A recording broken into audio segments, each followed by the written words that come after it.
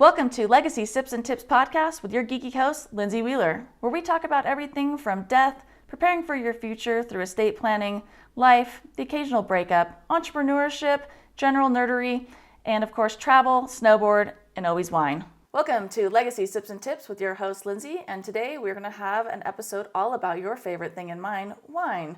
Today we have on our episode Ben Parrett. He is a winemaker, and we're going to discuss the wonderful world of wine. Thank you for being on my show. Thank you. So nervous. So your name is Ben Parrett. You are a winemaker. How long have you been a winemaker for? I've been working in wine for 24 years. It's a long time. How old are you? 46. That's pretty old. How did you get into wine production? Like, what made you just go, I'm going to be a winemaker? Is that something you grew up, like, going to school being like, when they asked you if you want to be a fireman, a police officer, an astronomer, you're like, no, I'm going to be the winemaker? No, I wanted to fly planes when I was young, but I grew up in St. Helena in the Napa Valley, and kind of one of those things where you just kind of get into it by default, I guess. A lot of my friends worked harvests in the wine industry, and I think that, it's kind of at that age, an easy way to make money on a short term, not a full-time job. It's, you work during the summer and through October, and then you take your paycheck and go snowboarding, which is what I did. And then eventually, after a couple rounds of that, I decided that was something I wanted to stick to and kind of caught the bug with it. And my mentor at the time told me, if you want to stick to this, you should probably take some schooling for it. So I ended up going through UC Davis and got my knowledge of viticulture degree, and here I am. Who was your mentor? Ken Dice. And where did he work? What is his story?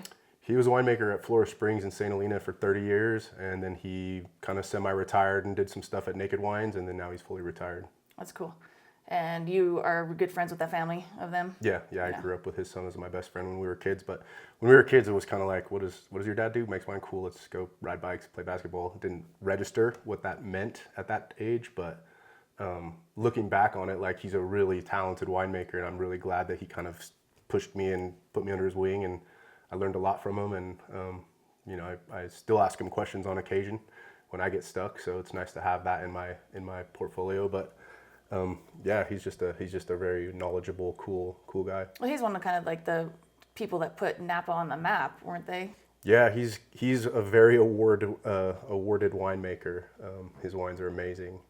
Do you feel like you work with him every day while you're at work? Like, you think, oh, what did he would do here? What would he do there? And yeah, I do sometimes think about in my mind, like, what, in this situation, what would Ken do? And it's always a good thought to think about, because it's nice to have somebody else, that's not my own brain, to guide my own brain.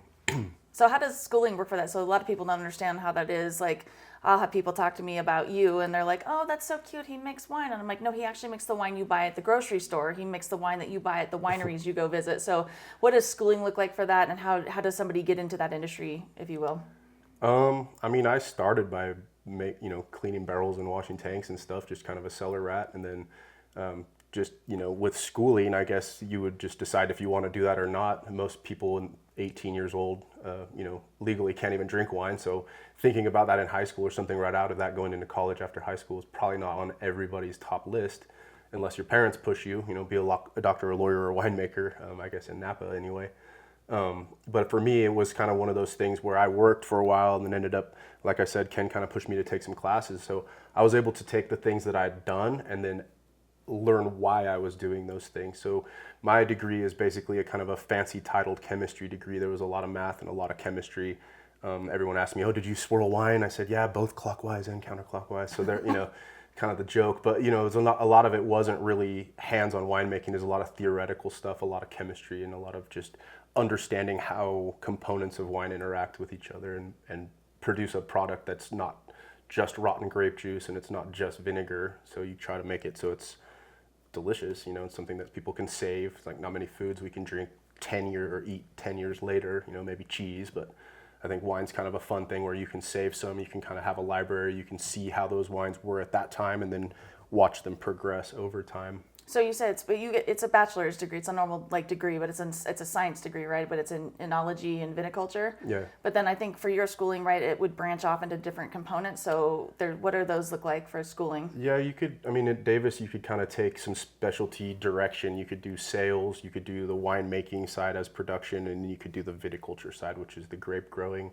I was more interested in the grape growing, so I actually did the winemaking and the viticulture side together. Kind of combined my classes to get both knowledge in those two areas. The sales is not for me. I don't do well talking, obviously, with other people, but it wasn't something that really interested me. But kind of a side note on that, when we started, when we had this orientation in this auditorium, the president of the viticulture and enology program stood up and said, "Look, you guys, not all of you are going to be winemakers. Some of you are going to sell corks, bottles, barrels, foils, closures, whatever. So don't think it's all fun and games and red carpets and helicopter rides."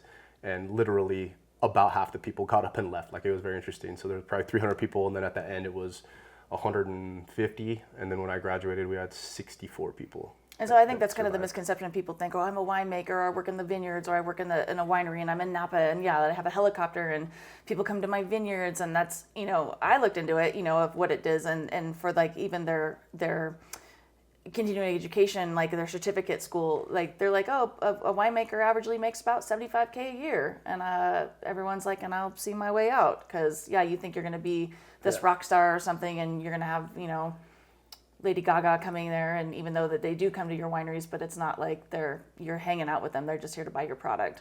I did hang out with Lady Gaga at the winery, which was interesting that you say that. But I think the days of the rock star winemakers are pretty over. It's not something you get into for money. It's something you get into for passion.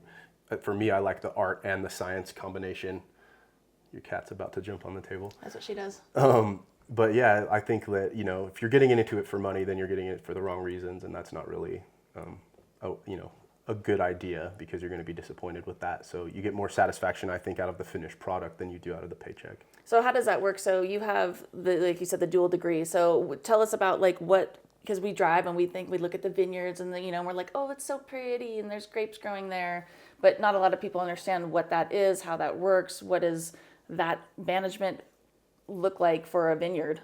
Because it's an agricultural product. It's like you have apples, or you have lemons, or you have spinach, It's similar to a lot of agriculture in that aspect, especially those kind of orchards, because you don't replant grapevines every time you want grapes. You plant the vine, and then there's vines on earth that are hundreds of years old. And off the top of my head, I can't remember the oldest one. I think it's in England somewhere in a greenhouse. But you can grow it for a long time. But it's kind of like, you think about the lifespan of it. It's producing well for about 25 years, and then most people will replant to get that. You want your harvest to not go down to half a ton an acre when you were getting 4 or 5 tons an acre, because economically that doesn't make sense. But it is very similar, I think, to orchard crops and those types of things, where you manage your soil, you manage your water, and you manage kind of the canopy and the pruning, if you will, so it's not overgrown. I'm sure we've all seen vineyards that you're looking at it, goes, that one looks a little unique compared to other vineyards I've seen, and a lot of times that's either something that people have forgotten or can't afford to have the labor come in and prune. There's different aspects of the laborers involved is a whole another topic, but there's countries that don't have actual labor that can come in and help with that. So they have machines, or they just, 2 people do it over the course of months, just depending. But I think, for me, just being more interested in nature, I think that was kind of a side appeal to doing viticulture instead of just the production of winemaking. All right, Kat. Well, hang on. But I enjoy that aspect too, because every year it's different. You get different weather, you get different harvests, you get different problems, and then everything you remember or you try to keep track of or you learned goes out the window on the next harvest, because it'll be totally different set of problems. Whether it's drought, whether it's too much rain, too many cats. Cats. It just depends, I think, on personal preference. But so talk about that a little bit. So that's why we have vintages or years for our wine, because that's when it's produced. And so explain that to people, because I don't think people understand what the year means on there so much, or like what the AVA means, or any of the kind of things that we look at, or what makes unique wines. So the date or the vintage on the bottle itself is the year that the grapes were harvested, not that the year the wine was made, but usually they're made in the same year. Obviously, you're not going to refrigerate grapes for 10 years before you make wine out of it. So the vintage is the designate of when it was harvested. The AVA, or American Viticulture Area, on it is the designation of where those grapes were grown. And there's legal definitions of what those actually are. So you'll see boundaries on maps, and they go anywhere from huge down to very tiny, depending on climate, geography, the topography. There's different aspects that you can kind of ask for when you apply to do a new AVA in the United States. And I'm not an expert on the rest of the world, but most of the world have some sort of category where that is a designation, whether it's the DOCG or, Controllee, Appellation Controllee, or just AVA in the United States. So that lets people know kind of where these grapes were sourced from. Yes. Yeah. So that's interesting. So how many AVAs are there in Napa area itself? That's a lot, right? Yeah, it's a good question. I don't really know. I know there's been a few since I lived there. I want to say there's around 20, but don't quote me on that. Which is crazy in a small geographic area that you have different climates and different topography and different soils that would create or allow for that AVA to be created. Right. Yeah. I mean, like I said, you can go all the way big from just Napa Valley, which kind of encompasses all of it. But then you got the little ones like, going from basically north to south. You got Calistoga, St. Helena, Rutherford, Oakville, Yountville, all the way down to Carneros, which is the southern kind of western side of the Napa Valley. And then there's other ones kind of scattered throughout, some up in the hills. You got on this side, you got Diamond Mountain, you got Mount Veeder, you got a couple of them, and then going on the other side, you got Howell Mountain, you got Atlas Peak. There's, so basically, yeah, back to what I was saying, it's based on topography. So whether it be elevation or whether it be this peak to that creek to that, soil, that's how they would make the boundaries on an AVA. That's interesting. And then who does that? Who says, I have a vineyard of, is it you have to have amount of acreage? Is it what you grow there? Like, what makes that determination, and who makes that determination? You have to have 5 acres to legally have a winery. You can grow grapes to sell them, but you can't do an estate that way. So you would basically apply to the TTB, which is the Tax Trade Bureau. So basically, you would say, hey, I want to make a new AVA, and then it probably goes through the agriculture. I can't off the top of my head. I'm having a brain fart with that one. What do you call it? The Department of Agriculture? Yeah, whatever it is, the main body of those people, they probably review your request and see, okay, does it have this uniqueness, or is there a significant difference between the neighbor's yard and your yard that makes you part of the AVA and not them?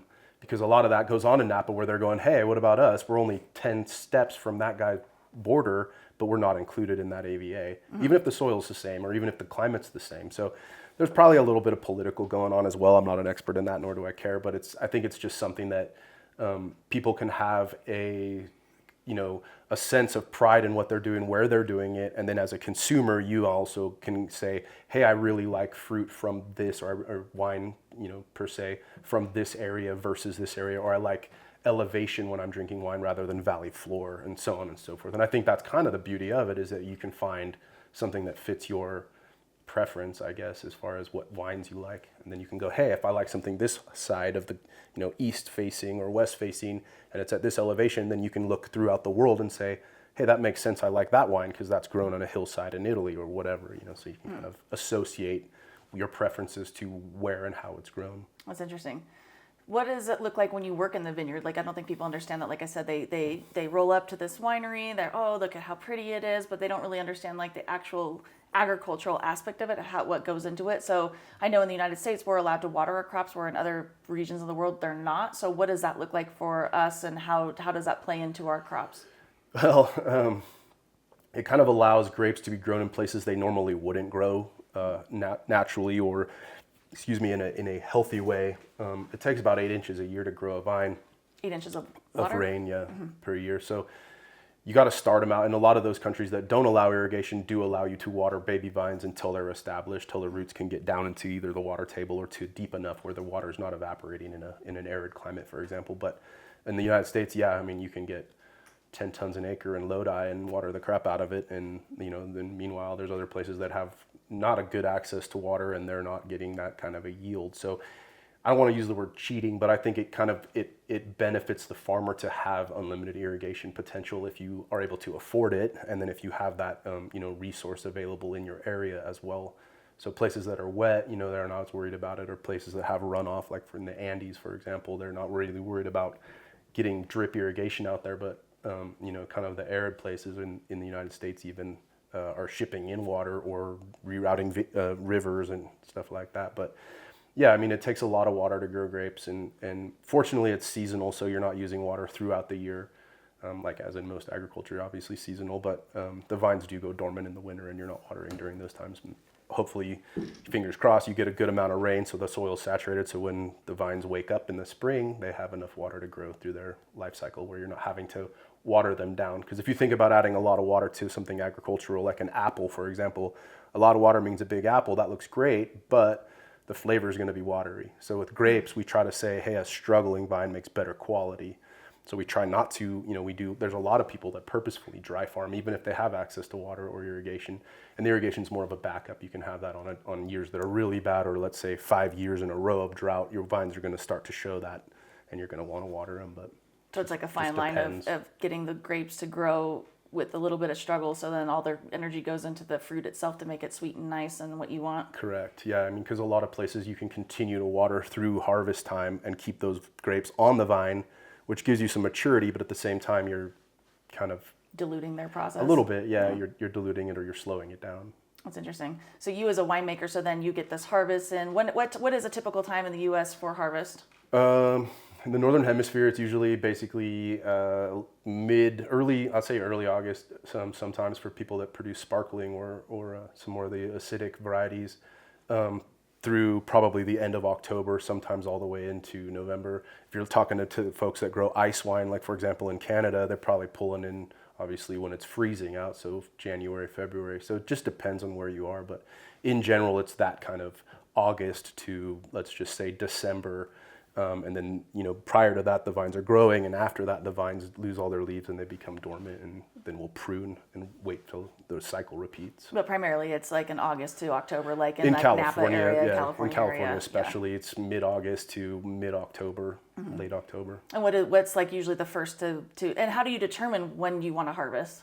It's not like an apple or something and you're like, oh, it's green now, or it's red, it's good to go. I mean, I'm sure apple farmers taste the fruit, make sure it tastes sweet so you can sell it. You don't want to give everybody a bellyache giving them acidic apples. But with grapes, it starts out like any other fruit, unripe, and it doesn't taste great. And there's, you can do things like make verjus and these kind of products where it's acidity that you're adding to, like, for example, a salad dressing that's not vinegar. So you get really tart grape juice. Then as the grape matures, it goes through what's called veraison, it changes colors, and then you get that ripeness, and everybody's had a raisin, that's as ripe as a grape gets. So there's a window really, and the way I describe it is as sugar is going up, acid's coming down, and somewhere when you harvest that, there's a balance of acid to sugar, and then you can get a good balanced wine that's not too acidic or not too alcoholic or not too sweet. I like to make wines that are spheres that don't have anything poking out, because if something's poking out, that's all you taste, whether it be oaky or acidity or tannin or sugar or alcohol. That throws the balance off. So I think when you're looking at the grapevine, you're tasting what nature gives you. You make sure that has the good numbers that you're looking for, whether it be sugar or titratable acidity and those types of things.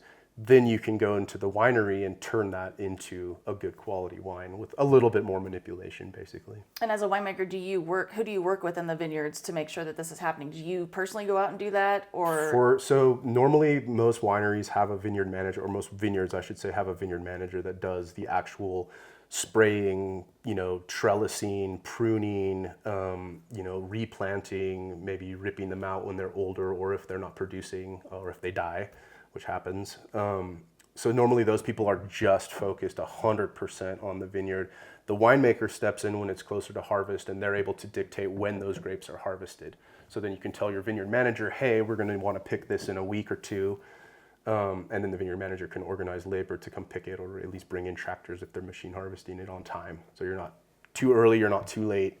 But it's hard too, because a lot of the vineyard management companies have multiple vineyards. So if everybody wants to pick next Tuesday, it's going to be rough on that guy to try to make that happen for 10 different vineyards. So there's like I said, a little bit of a window, I think, for when grapes are considered perfect for winemaking, and you try to get it in that window. And how does that look? Do you go out there and you taste them? Are you picking them? Yeah, Are you making wine from them? What does that process look like? My palate's my best tool. I can taste them and see that there's a balance in there. But there are a lot of tools that you can use to look at the numbers.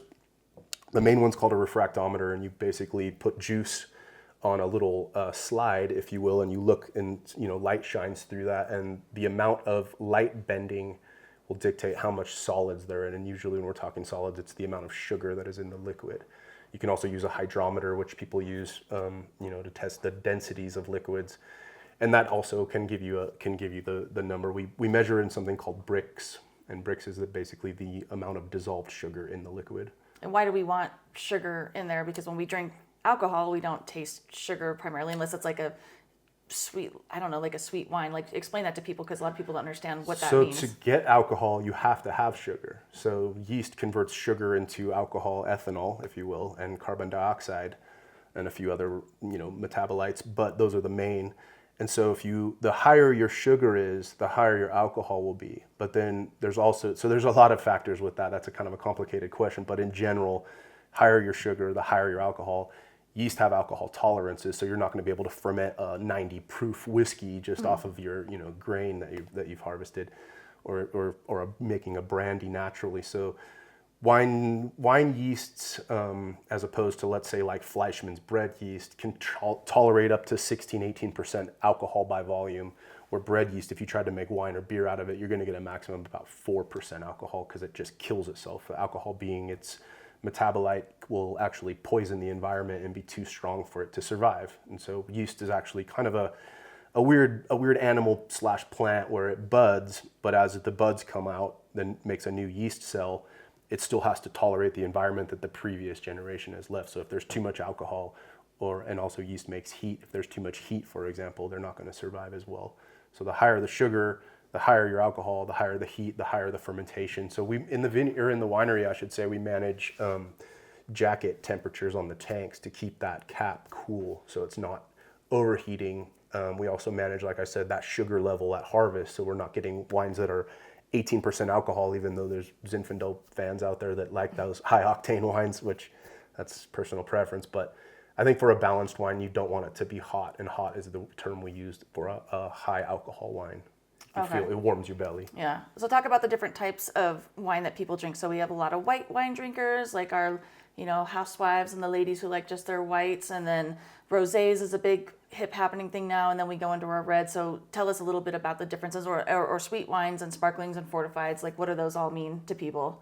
So there's thousands of grape varieties out there, and some of them have pigment in the skins and some of them do not. In most Vitis vinifera, which are the European grape vines that we make most wines out of, all the juices are actually clear. So you can see, like, if everybody's heard of white zin, and that's basically it's a Zinfandel, which is a red grape.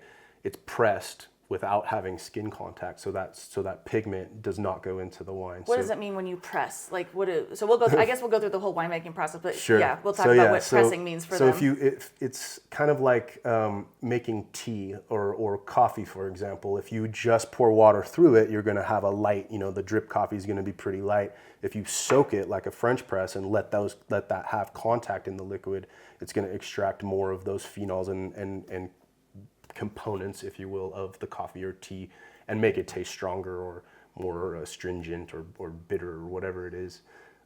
So yeah, the same thing with wine. So there's grapes that have no pigment, so Chardonnay or Sauvignon Blanc, those kind of wines that are popular with people that like white wine. You're not getting any color because the skins themselves don't have any color. But if you wanted to make a white wine, and sparkling you mentioned is a good example of that, you see Blanc de Blanc, which is white from white. That's white juice coming out of a white grape. You see Blanc de Noir, that's white juice that's just pressed. So you take the red grapes, you squeeze them, the clear juice comes out. It gets a little bit of color, so you can see some pink. So yeah, like I was saying, the skin, the color of wine mostly comes from the skin. There are some grape varieties out there that do have colored juice. Those are illegal to make wine out of in the United States because they considered it cheating back in the old days, and that kind of held over that law. There's some that are bred from those grapes that are crossed with vinifera, and you can use some of those, like Alicante Bouschet is a good example of that type of a wine. So the juice still is red, but you still leave it on the skins to get a little more complexity from tannins and the more color from those kind of wines. So when you so let's go into like the actual process of making wine. So you have a vineyard, you've got some grapes growing, you're like, okay, great, now we looked at our our levels, and now we're going to harvest now. So then what's that whole process look like for the next however long? So basically, in a nutshell, the grapes are harvested, brought into the winery, and then processed. And depending on the type of wine you're making, the process will differ. So for example, as your previous question with whites and reds, whites go directly into the press. And the press is basically a big bladder that fills with air and squeezes the grapes against the side. And the side is actually like a strainer, so just juice comes out, pulp stays in. We use that same press in red winemaking just later in the process. So in red winemaking process, you put all the skins and seeds and not the stems, we go through a destemmer, but basically you make a wine grape soup. So this big pulpy mess, and then you ferment that. And once that is dry, once the sugar has been used by the yeast and the alcohol levels are where they're going to be and there's no more sugar left for the yeast, then we throw that in the press, squeeze it against the side, and then that red juice comes out. In the example of a white zin, you would do it just like the whites. You'd put the red grapes in the press, squeeze it, clear juice would come out, even though it has a little pink tint, and that's what you would ferment. So whites and rosés.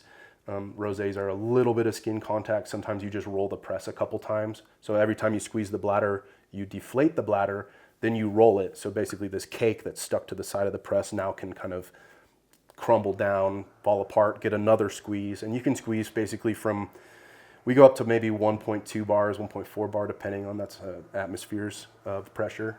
Each one's about 14.5 PSI. So, you squeeze to 28 PSI, you're squeezing at 2 atmospheres, and that's pretty hard. You can break some seeds and you can get some bitter notes from that. So we try to be as gentle as possible on the pressing, but also at the same time, you want to extract as much juice as you can out of those grapes too. So economically, it's worth keep on making your wine out of that vineyard.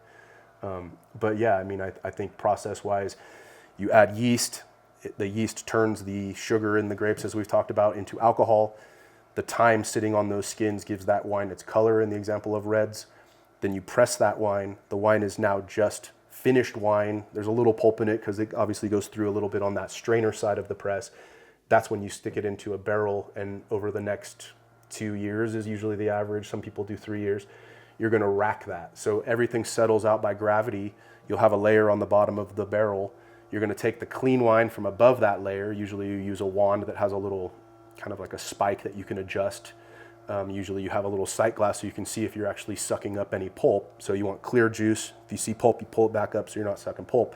Once all that clean wine's out, you can rinse that barrel, get all that sediment back out of the barrel, put the wine back in it, and repeat that multiple times. So some people will rack 4 or 5 times.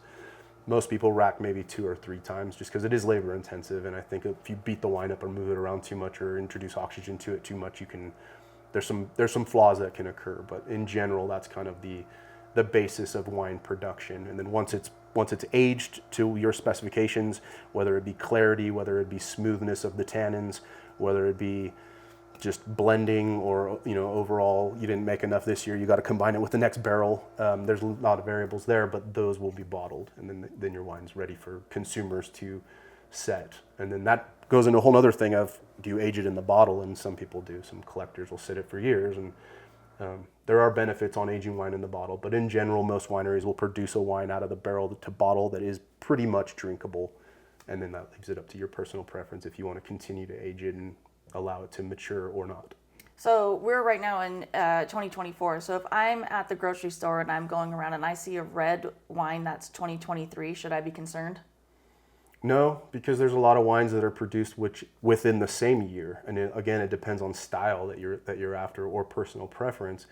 Wines that are meant purposefully to be consumed very young are kind of thrown through that process that I just mentioned more quickly, and other wines, I think, benefit from aging. So it depends on the type of wine it is. I mean, if you were going to drink a big Cabernet and it was only a year old, I would say maybe put that down for a couple of years so it allows it to kind of mature. But something like a Beaujolais or even like a Pinot, something lighter, they're usually good to go. Interesting. But again, it depends on personal preference. Some people prefer more mature wines, and some people prefer younger wines. Yeah. So we're going to the holiday times. People are bringing wine or wanting to bring wine to events or family dinners and things like that. So I'm brand new. I don't know what I'm doing. I'm going to the grocery store. I'm going to whatever it is, Total Wine or something. What should I be looking for to bring to a nice event?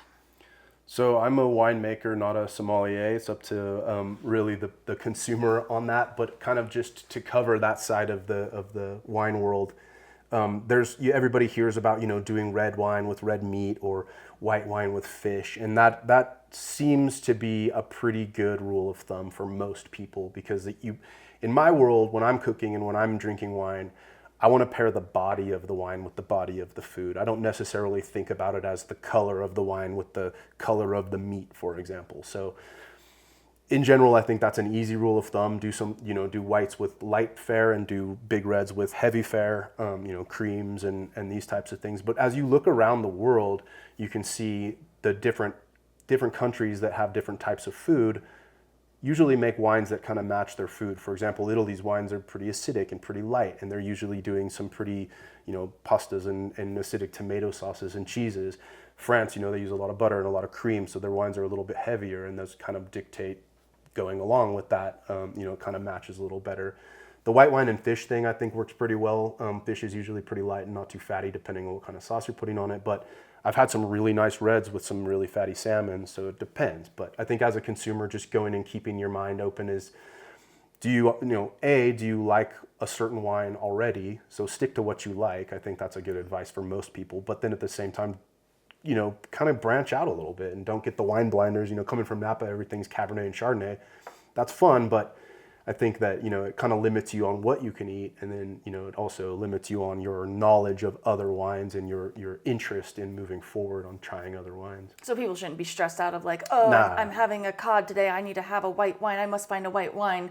Right. You can open a red and maybe even a heavy red and just be like, that is what it is. I mean, there's the components of wine pairing, if you will. Is it salty? Is it sweet? Is it umami? Is it acidic? Right. Yeah, and I mean, and back to going around the world, it's like, you can have fish and chips, but it's better with a beer, or you can have tacos and it's probably better with a margarita. Like it's just different. I think as far as what you're making and what you're drinking. But as long as you're drinking wine, that makes me happy as a winemaker because I'm selling you wine. But as if you talk to a sommelier, they're probably going to explain to you how the tannin structure and proteins bind. So you want to decant it, you want to let them mature, and there's so many things with that as well. It's a whole nother conversation, but. Just in general, don't stress on it. Like, buy a wine that you like already so it's going to be good. And then if you don't, maybe if you say, hey, I really like so-and-so's Merlot, then maybe try X, Y, and Z Merlot if Merlot's your thing. Or, if you like Merlot, then maybe you want to try another kind of lighter styled red wine. You can go into the Barberas or the, Pinots, or just, there's so many different wines. Like, as I said, there's thousands of varieties of wine. So I think that trying to tell yourself that there's a specific wine for a specific food kind of is overwhelming. And I think that can become an issue, really, rather than just, hey, this wine wasn't that good. Oh, well, glad we tried it, right? Scratch that off our list. And then, should people be concerned about price points as well? Like, I mean, if I'm looking at a $5 bottle of wine versus a $30 versus $100, like, what dictates the price of wine? A lot of things do, I think, in my opinion, but I think really, I think for people who are getting into wine, obviously you're not going to go spend $200 on a bottle of wine that someone told you was fancy and amazing, because that's really out of your budget for something you're experimenting with. Because what if you don't like it at all? Then you're out $200. But at the same side of that coin, the $2 wines everyone's heard of, those they're drinkable, but I think that you start to get into, I don't know, you start to taste more of the vinegary flavors, and you see the quality, I think. And obviously a producer is going to get as much as they can for that wine, so they want to make the best wine they can to get the most amount of money for that wine. But yeah, just be careful. I think in my world, as a normal person, between the $15 and $35 range at the grocery store, those wines tend to be pretty good quality. You go above that and it starts to become what I call my special occasion wines. So you're not going to be drinking those on a Tuesday night, but maybe on your birthday or anniversary, or giving a nice gift, or going out to a nice dinner with your boss or something along those lines. The really cheapo depot wines are probably going to be more of like your third bottle of the night if you're feeling that, kind of little, want to open another one because you're kind of buzzy. The worst thing is you wake up in the morning and your recycle bin's full of $100 bottles and you're going, man, I don't even remember the third one. So I think there's kind of a time and a place for each of those categories of wine costs. But in general, there's legal limits of a lot of things that can go into the bottle. So the cheaper stuff's probably pushing those legal limits, where the more expensive stuff is probably using very expensive techniques and tools to avoid those higher numbers. For example, volatile acidity or vinegar.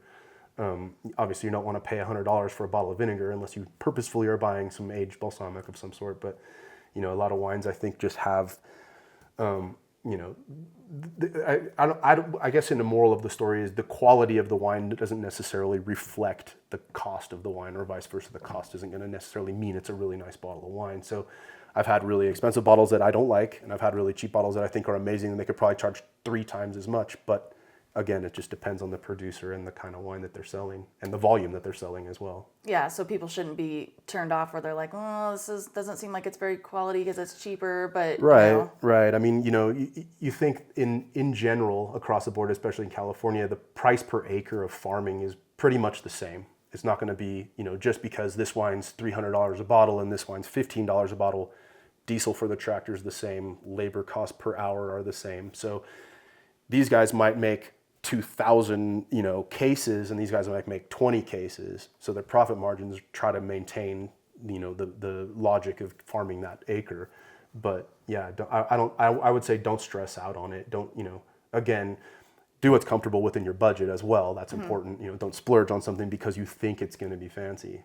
Yeah. Because I've had people bring me, because they think I'm uppity, and they'll bring me like what they think is a nice wine, and it might be a lower price point, and it's fantastic. And a lot of these wineries, I think, that have the lower price points do that because they do in bulk. They do big batches of it, so they can make consistent wine that is affordable, like the Barefoots or the Ménage à Trois, or the what's the other one that is a good one that I use for sangria. Like there's those wineries too that are huge that make them in bigger batches so they can afford to drop that price point. Is that right?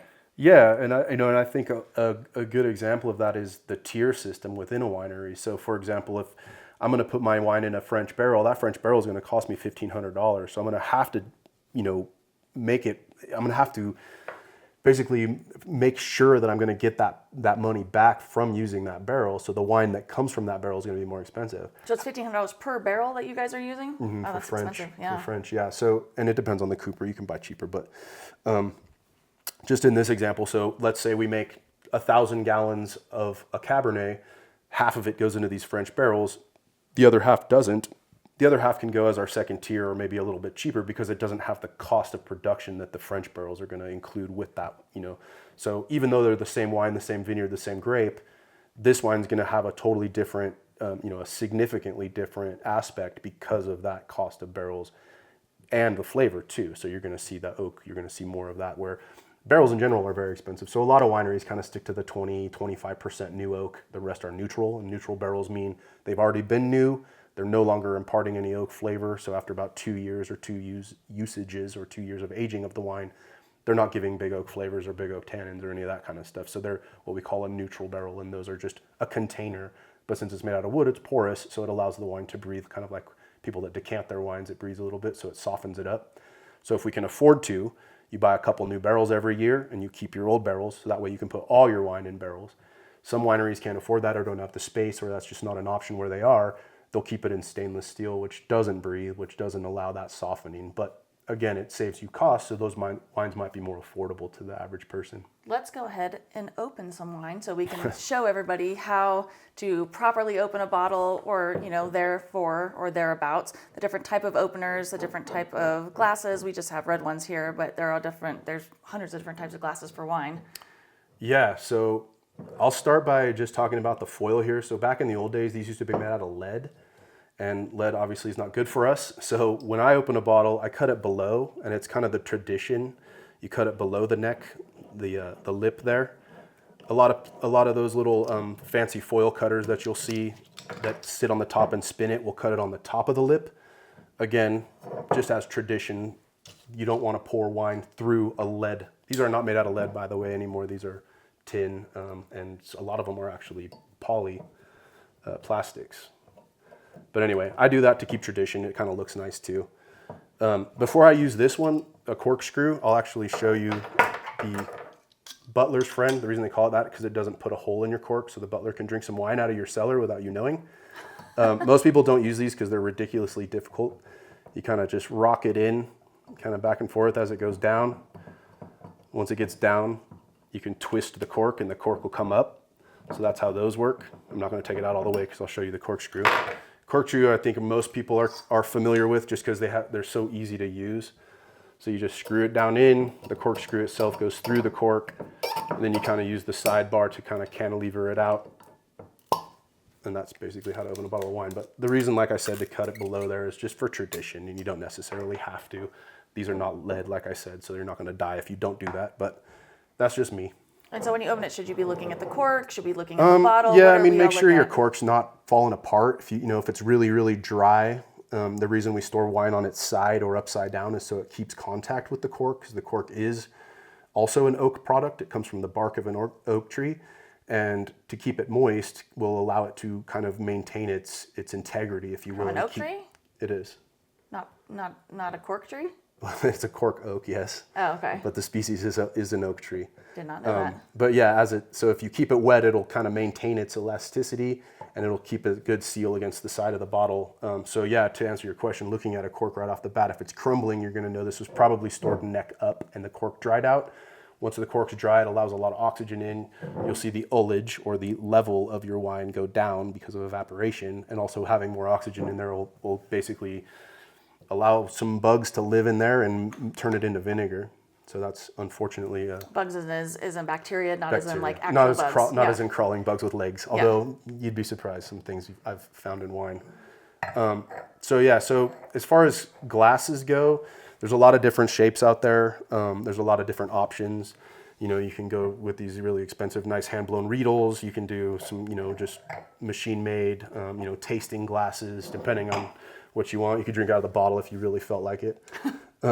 But yeah, so, again, you kind of... ones. Yeah, there's tumblers that don't have necks. You got, stainless. So there's lots of different glasses. And you'll see some of these companies like Riedel on their website will show you different shapes for different types of wine. What is the purpose of that? Pretty cool. I mean, I'm sure it's marketing. I don't know. I don't make glasses. The science behind having a wide glass like this is when you pour the wine in it. Again, we've been talking about oxygen in wine. So the oxygen will actually soften the tannins in a wine. So sit like this. Basically, the surface area touching the air is a disc, if you will. It's a circle, right? Two-dimensional. It's just flat. When you swirl it like this, it becomes a cone. The cone opens up much more surface area than just the disc. So you get a little more oxygen to come. So you see people swirling their wine with your pinky out if you'd like. It's up to you. That allows kind of more of the volatilization of the aromas. It allows a little more oxygen to get into the wine, like I said. So it depends on... So oxygen is bad in making, oxygen is good in drinking. Correct. Like too much oxygen, even if you are drinking, like for example, I'm sure a lot of people have experienced this. When you leave a bottle on your sink overnight or for a couple days and you come back to it, or even in the refrigerator, it tastes a lot different than the moment you opened it. And that's because it's been oxidized. And you get to a point where it starts to turn into, ultimately the end result of oxidation of ethanol or alcohol is vinegar or acetic acid. So you can let it sit and sit and sit, and that's how they make vinegar. And red wine vinegar is basically wine that's just been sitting in the oxygen. They actually, in vinegar factories, will oxygenate it to increase that process. But yeah, so I think you don't want too much air in the bottle until you're ready to drink it. Then you start getting into those, fancy pourers that add oxygen with a Venturi valve and these kind of things, and decanters, for example. I'm always one of those people that, decanters are cool and they're fun, but the wine bottle is basically a decanter. So if you really want to air it, you put your thumb over it and shake it, and it'll get some oxygen in there. Do that at home. Pour one glass out, shake it, pour in a second glass, and taste those two. And you'll see what I'm talking about with how air really interacts with the wine and how it changes it. So yeah, I mean, I think glass shape, that's great as long as it holds wine is my goal. But there are a few different shapes that allow for that disc to be larger. You'll see the tulip shapes. You'll see these are what's called Bordeaux glasses, have that kind of more, closed top, so you can really get a good swirl without spilling it on your, person next to you at the table. And just kind of allow it to open up a little bit. And again, people decant for hours or days. I've heard of people decanting it for days ahead of time. But that's like a super old wine that's been laid down for a while. It really needs to open. But see, to me, an old wine has already had its time to mature. So again, 100% of that is just personal preference and how you want to show it, at your presentation. But, once the wine kind of opens, you can smell the difference. And, sometimes you can swirl it and see how it's opening up, and you can smell it, and then give it 10 minutes and smell it, and give it 10 minutes and smell it, and then you'll see these changes in the aromas. And you can also smell it below or high, because some of the smaller molecules evaporate faster than bigger molecules. So some of the lower stuff will stay low, and the lighter stuff will go up to the top. So the difference between the top and the bottom is pretty cool to try out, for yourself. Some people do this. I think those people are ridiculous. The only reason I'd ever put my ear to a glass is when I'm taking it out of the barrel, I'm making sure that the malolactic fermentation, is no longer occurring. And usually when it is, you'll hear it hissing, or if there's any primary fermentation still happening, you'll hear those bubbles popping. It'll sound carbonated like a soda or a beer. But for the rest of us out of a bottle at the grocery store, we're not worrying about any of that. Nah, okay. Open it, drink it. I don't think it's important to age a lot of stuff. Again, the wine, the people who collect, they age bottles that aren't ready to drink right off the bat. Most wines you buy in a store, the wine buyer at that store has chosen those bottles on purpose to be more approachable for tonight's dinner or this Thanksgiving or whatever your occasion is. Again, a Tuesday night or a Saturday night.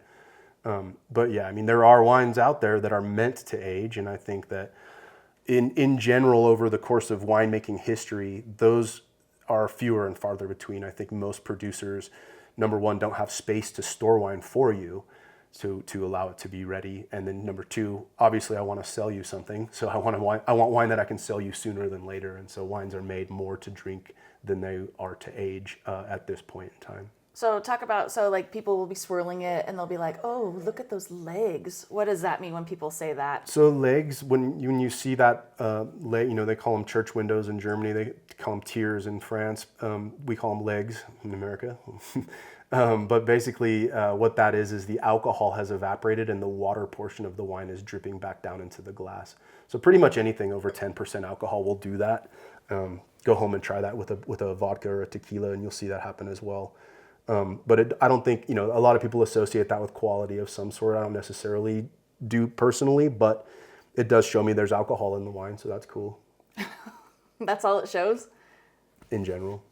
Interesting. Some people measure between them, if it's wider or if it's narrower. It's just a fun part of wine. I think it kind of gives it that romance, but I don't necessarily think it proves any quality association to it. But that's just me. So the higher the alcohol, the more legs will show. So you have like a dessert port or something like that that's a higher alcohol, it's going to have big, thick legs?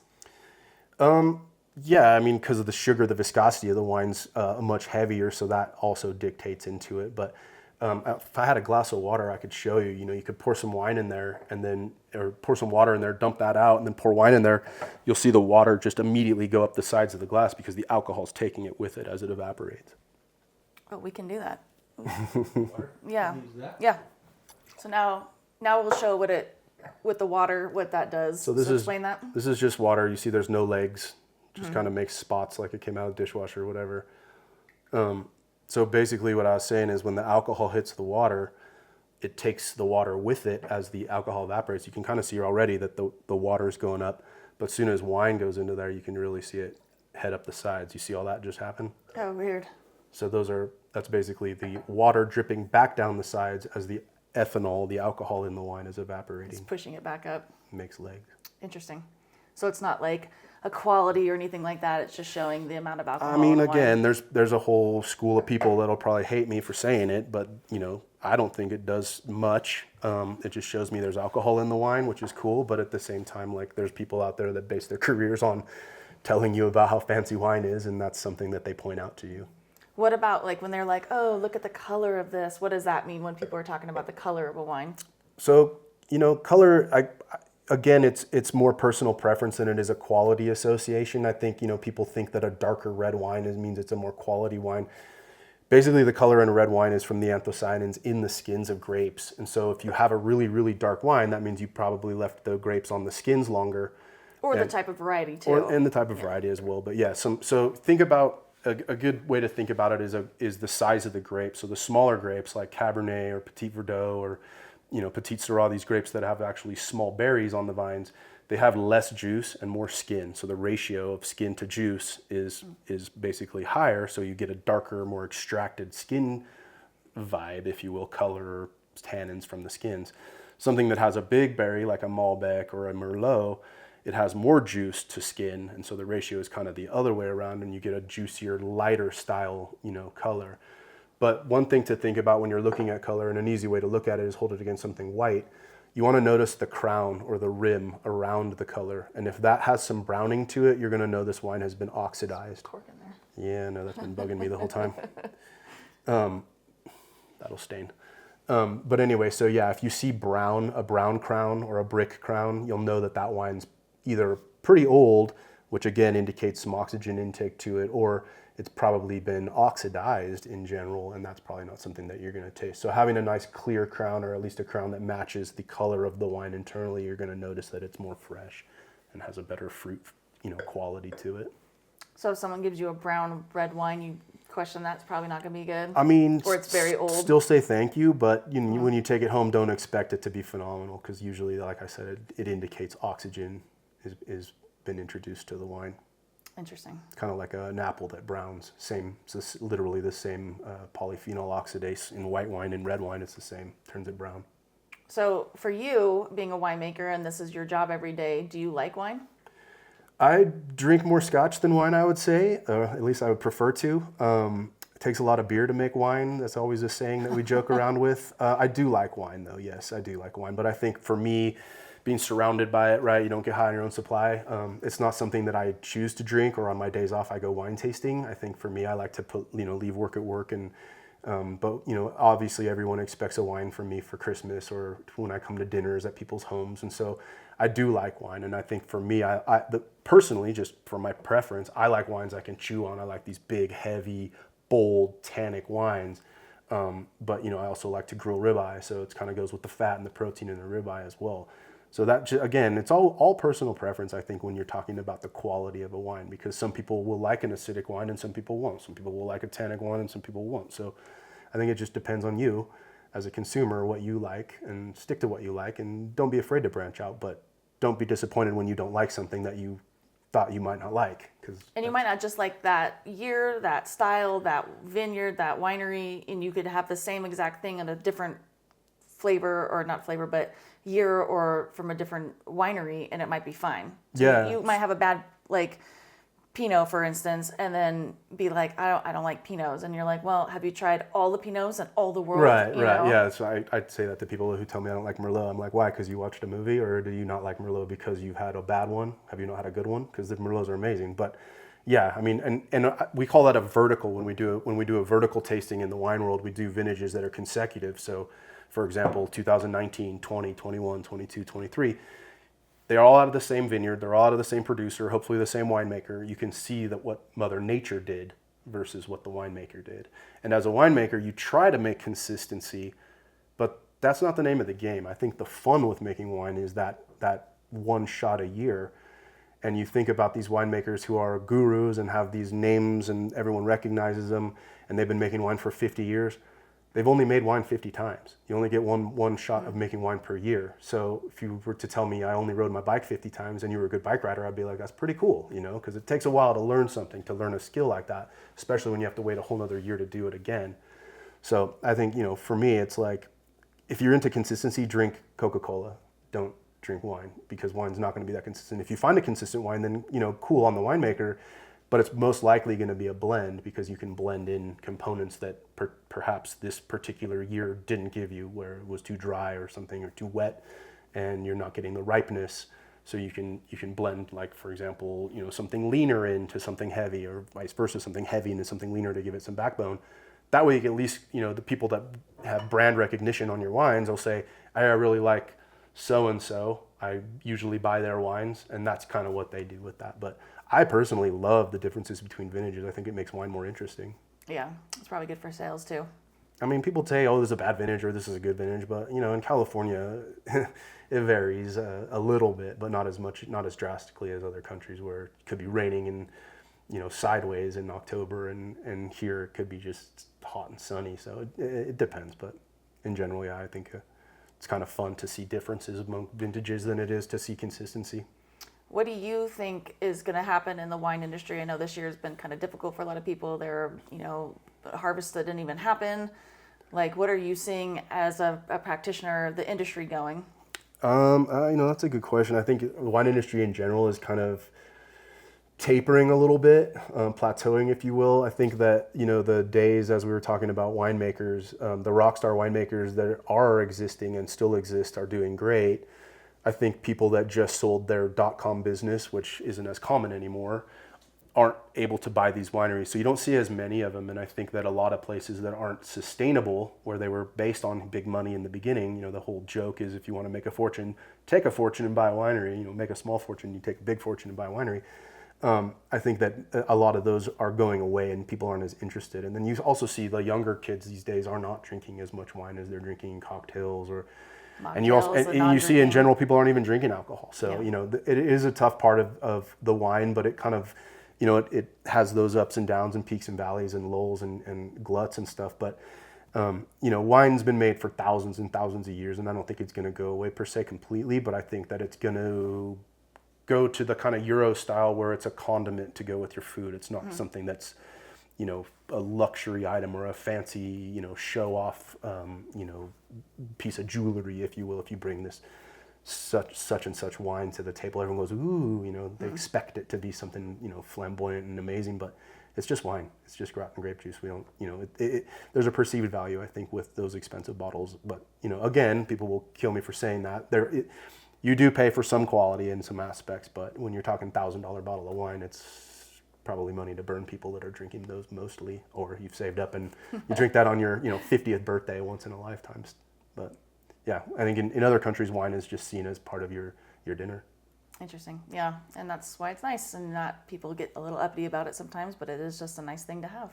So for this week, we have a wine that Ben has made, and so Ben is going to do the wine talk for this week. So this was a client of mine up in the Sierra foothills that I made wine for. Most of this goes to China, so you're probably not going to see it, but it's Sierra Sky is the name of the brand. This was actually a blend that we did. It's a Bordeaux blend. So there's a little cab. Well, it's mostly cab, but it's probably about 60. I don't honestly remember the exact ratios in this, but it's got a Cab Merlot, Malbec, some Cab Franc, and I think a touch of Petit Verdot. So it has all five, but it's kind of a balanced blend. It's got a kind of a big structure, being a Bordeaux blend, and it's pretty approachable. This particular one's a 2019, so it's been around for a minute, but it still has to me some backbone and some structure to it. So this is a wine. I try to make wines that are drinkable and ageable, and that's a kind of a tightrope to walk, as we talked earlier. Usually wines, I think, have these days I should say, have about a 10-year window. So they're young. And then after 10 years, I call them past their window. Again, personal preference. Some people love those kind of older, softer, you'll see these chunks at the bottom from polymerization of tannins and anthocyanin colors. But in a nice wine, this is pushing 5 years. I'm not seeing anything floating in it. There's nothing, besides that cork piece that was earlier. But this one's not going to have big sediment in it. So you're saying this client ships most of this overseas, which is interesting because we think about importing. We have the French wines and the Spanish wines and German wines and the kind of Australian wines, if you will. But we're now becoming exporters. So how is that working? Or what is your experience with that? I mean, again, I'm not a global economist, but apparently there's a big push in the middle class of China that are now being able to afford wine, and especially California wines, because California wines, as we've talked about, have a pretty easy approachability. Our weather is very cooperative for vineyards year in and year out. You don't see bad vintages except on rare occasions. So I think the Chinese folks are really enjoying having the access to these wines. And this particular client of mine was from China, and he came and he partnered with an existing winery, and they decided that they wanted to do an export wine.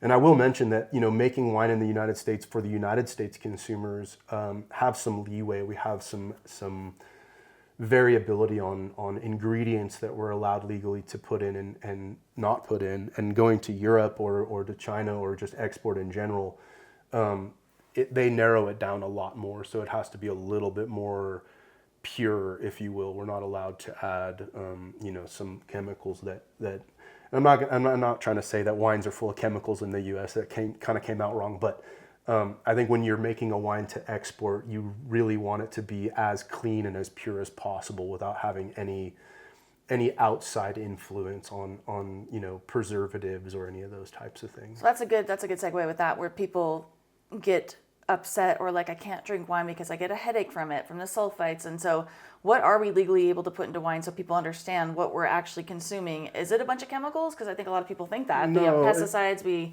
adulterate our food already in this country. Are we doing it with our wine as well? Yes and no. Again, I think that's just our society and culture that have, allowed or tolerated I'm not sure what word to use, but that's accepted, I think, to, spray for molds and fungus or spray for bugs. But if you think back, 60, 75 years ago, that stuff didn't exist. So I don't know if, I don't want to call it a fad, but I think you'll see as we go forward in the future that these wines are going to go back to more traditional winemaking styles with, I'm not saying we're going to stomp them with our bare feet or anything like that, but I don't see the consumer obviously wanting chemicals in a wine. So I think you'll see a lot more label changes where if there are ingredients that are added. I personally think it should be mentioned on there. Like any other food I eat, I'm very conscious of what I put in my body. And for some reason, wine has kind of slipped through the cracks on the FDA, requirement to print what you've added. And there are some producers out there that are ahead of the curve and they're legally not required to, but they're putting on what they put in. For example, isinglass is used a lot in winemaking to fine those tannins down, but it comes from a sturgeon swim bladder. And so if you're a vegetarian or a vegan, that's probably not something you want to put in your body. There's things like sulfites you mentioned, and on the label, if it says contains sulfite, it has to have 10 ppm or more. So when yeast is converting the sugar to alcohol, it actually produces a little bit of sulfite, and there's also a little bit of sulfur that goes into the vineyard just as elemental sulfur that you can spray. That's not a chemical, if you will, it's an actual element. So if you see that on the wine, don't let it throw you off. And I do hear a lot of people say, oh, it gives me a headache if there's sulfur in the wine. And I'm not a doctor, so I don't know what's wrong with you.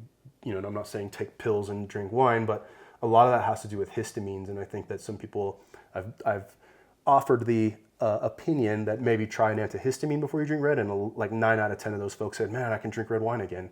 So again, I'm not trying to, give medical advice. Encourage pill taking and, pill popping and wine drinking at the same time. But, people that say that are able to eat dried apricots, and dried apricots have hundreds of ppm of sulfur on them, where in general wine bottle has maybe 35 at the most, 40. So if you've seen a wine bottle that does not have the label that says contains sulfites, it's probably good to go?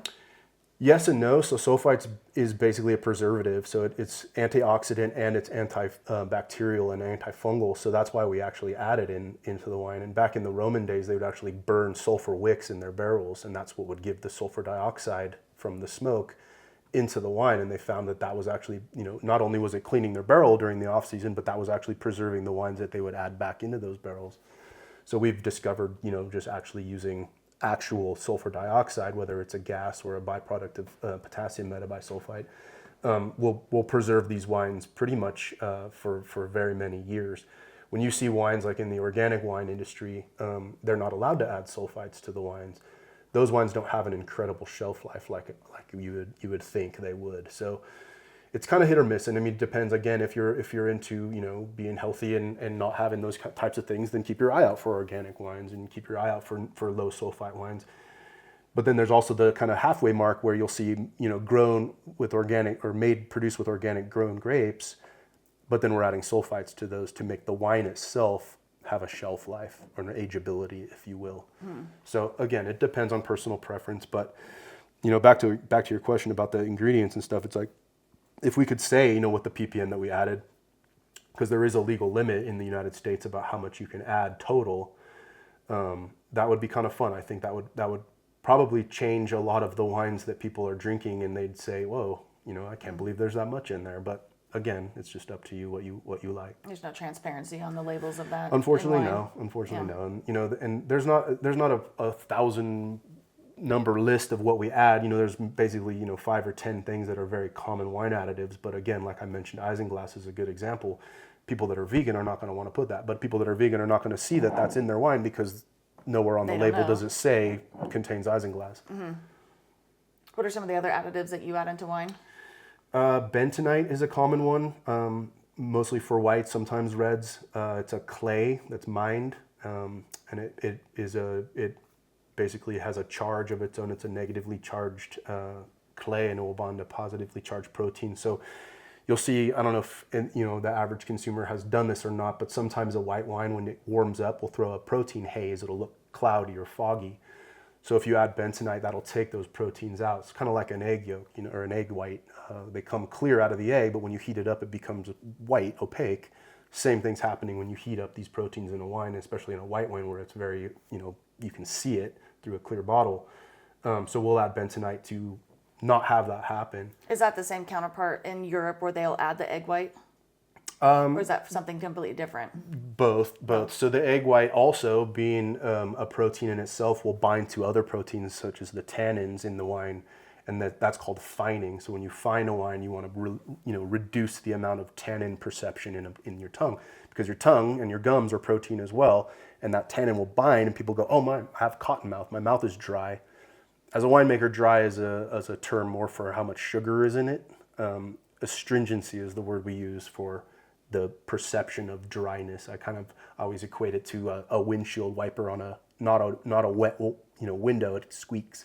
Same thing happens to the roof of your mouth with your tongue, but that's a whole nother thing, which is, again, the sommeliers will tell you, bigger wines with bigger foods, same thing's happening. You put a piece of cheese or put a piece of meat in your mouth, which is also protein, the tannins now bind to that instead of your gums. The wine's smoother, the food's better. So that's a whole different interview, I think, with a somm than a winemaker. But so we can add, you can add egg whites, you can add isinglass, you can add bentonite, sulfur. There's a few things you're in the United States. You cannot add sugar, but you can add acid. In Europe, you can't add sugar. You can't add acid, and you can add sugar. It's called chaptalization. But if you think of the climate in France versus the climate in Lodi, for example, Lodi is really warm, and as I mentioned earlier with the raisins as ripe as a grape gets, has a lot of sugar in it. In France, they might have this really nice warm summer, but it rains, and all of a sudden it's super cold by September. They're not going to get the ripening. Those sugars aren't going to get high. So they're allowed to add sugar to keep that alcohol level higher and what you would be used to in a bottle of wine, where we can't do that in the United States, at least not legally. So to wrap this up, what are the recommendations, since we are coming to the holidays, that people should be looking into or getting for wine if they're unfamiliar with it? I think, just in general, as we've kind of covered a little bit, just the body of the wine to the body of your food. And Not I think, the artwork on the label. You can't judge a book by its cover. I know we've all heard that one, but similar with wine. Yeah, there are some fancy names and some clever labels, but in general, and I think especially going into turkey season, where we're going to have cranberry sauce and we're going to have stuffing and all these kind of prime rib or something. Yeah, instead of turkey. it's yeah. I mean, some people cook all these big heavier meals, but in general, I find that Thanksgiving tends to be a little bit lighter. Because turkey, ham, those types of things. Unless you actually are doing a prime rib that's super fatty and super red meat, most people are doing kind of lighter fares.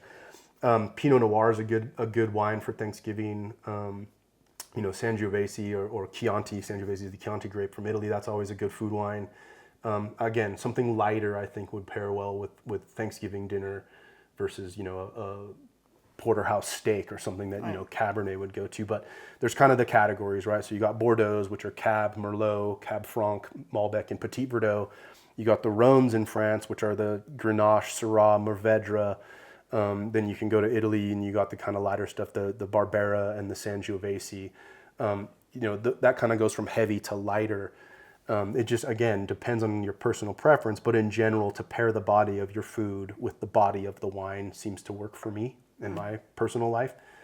So people shouldn't be afraid to show up to the grocery store when they're on their way to dinner and pick a $25 bottle, $15 bottle, and bring that as a gift. Absolutely. And wine is always appreciated. I've never had anybody go, "Oh man, you brought wine." I mean, I've heard the wine again, because obviously that's what I do. But everybody's always happy with wine, whether they open it or not, or they drink it right then in front of you or share.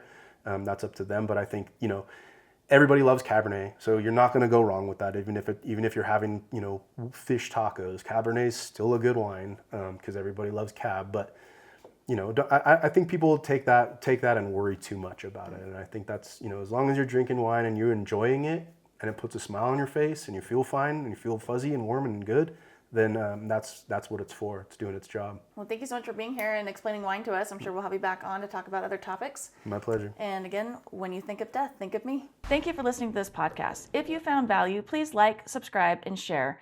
And be sure to follow me on all the socials at Sips and Tips with Lindsay. And of course, you can always go to my website, sipsandtipswithlindsay.com, to find more information about estate planning, business, snowboard, travel, and of course, wine.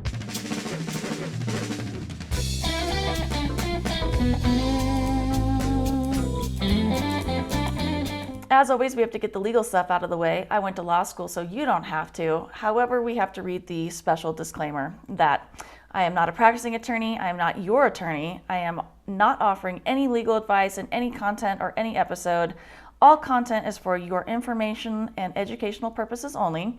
It is not a substitute for seeking your own legal advice from your own attorney or other professionals such as a CPA or financial advisor. I cannot give legal advice and do not offer any legal services or legal advice, but I do offer some fun and educational content for you to enjoy.